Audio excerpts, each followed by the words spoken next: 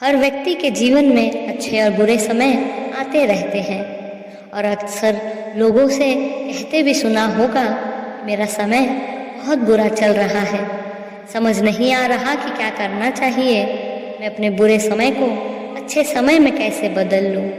ऐसे कई सवालों के जवाब अक्सर हम ढूंढते रहते हैं, है ना? तो चलिए हम एक कहानी के माध्यम से जानते हैं कि भगवान श्री कृष्ण ने बुरे समय के बारे में गीता में क्या कहा है।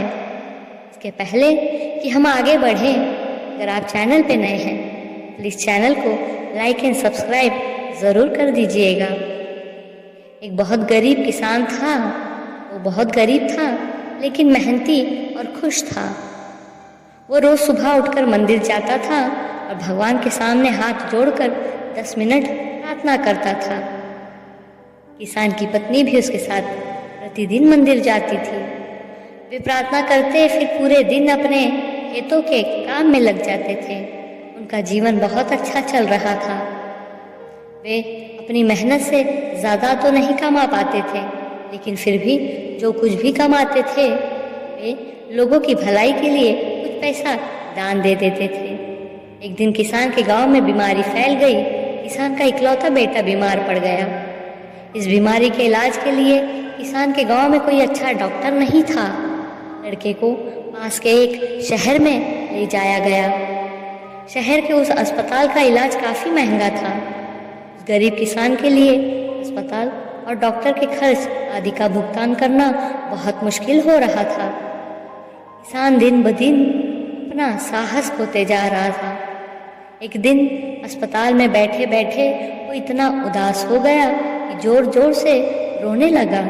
साथ ही वो कहने लगा, मुझे नहीं पता कि भगवान मुझसे क्या बदला ले रहे हैं, कभी खुद को तो कभी भगवान को कोसता। लेकिन किसान की पत्नी को भगवान पर अटूट विश्वास था, लेकिन किसान अपनी पूरी उम्मीद खो चुका था।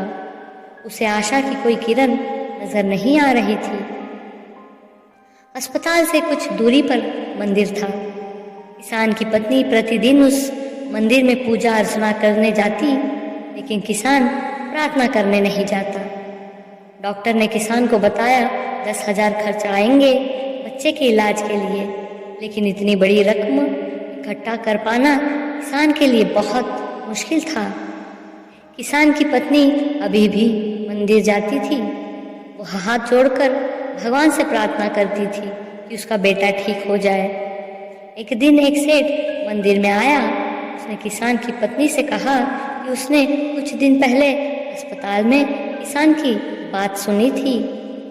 सेठ को पता चला कि किसान को 10,000 रुपए की ज़रूरत है। इस पर सेठ ने तुरंत ही जेब से 10,000 रुपए निकाल कर दे दिए और कहा उसके पास अभी फ़िलहाल तो इतना ही है। साथ ही सेठ ने कागज़ का अपना पता लिख दिया और कहा, ज़्यादा पैसा चाहिए तो बेझिझक मांग लेना। महिला ने उत्तर दिया, इस पेपर की कोई आवश्यकता नहीं है, वह जानती है उसे यह पैसे किसने भेजा है।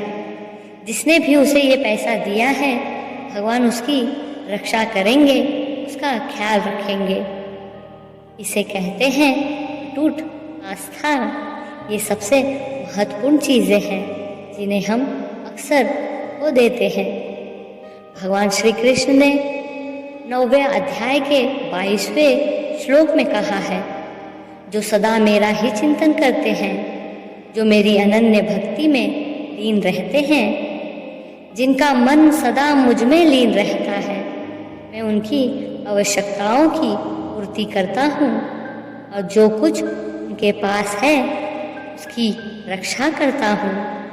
इसलिए ये बहुत ज़रूरी है हम अपने बुरे वक्त में परमात्मा पर भरोसा रखें। इसके अलावा गीता के दूसरे अध्याय के 14वें श्लोक में कहा है, सुख और दुख का भाव इंद्रियों से निकलता है।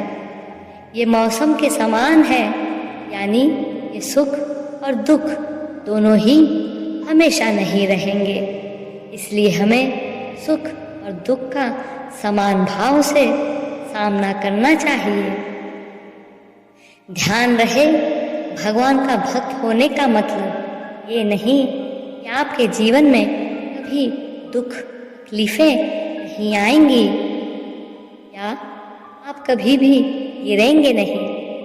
बस इतना स्मरण रखिएगा, जब भी आप गिरेंगे भगवान आपको स्वयं थाम लेंगे। ईश्वर में आस्था और धैर्य हमें दुख से लड़ने की शक्ति प्रदान करते हैं।